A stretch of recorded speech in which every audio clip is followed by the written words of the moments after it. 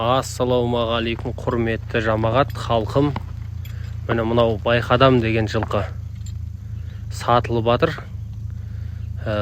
Егесінің нөмірін қалдырып кетем описанияға, е болмаса экранға. Мінекей жан жақта аралатып көрсетейін.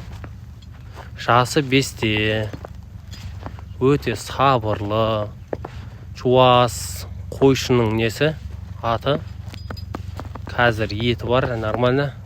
Жал құйрығы осындай, тұяғы берік, аяқтан қалмаған, басқа қылмаған, мүлдем сіңірі созылмаған, байыппен қойда мінілген жылқы. Тағы да